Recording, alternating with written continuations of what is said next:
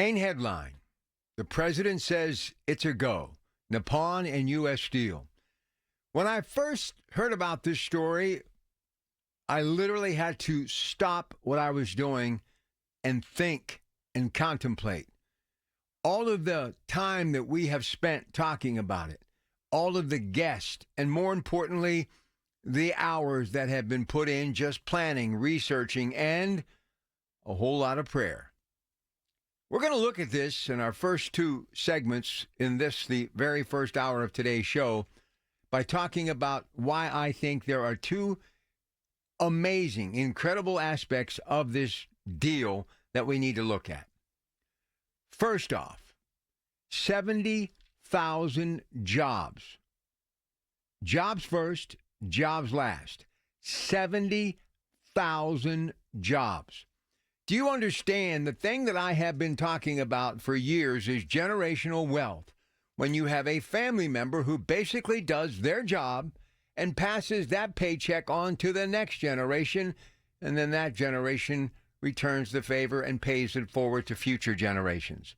It's basically what built this country. And those jobs usually were in manufacturing. And here, those jobs were always with the icon U.S. Steel. But when the global market began to be such a big deal, it kind of cut into our reputation and who we were.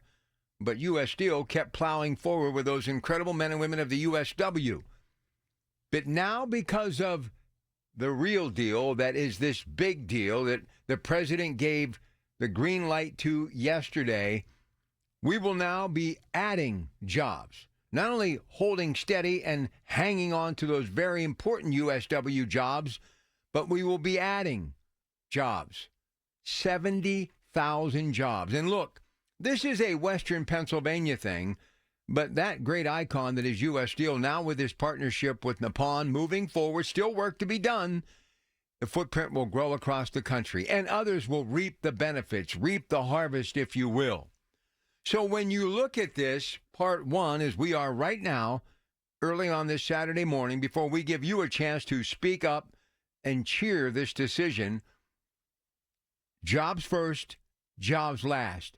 Hanging on to those generational wealth type of jobs, but not just for this generation, but being able to pass that paycheck into future generations and actually grow the numbers. The president even said 70,000 jobs. Jobs first, jobs last.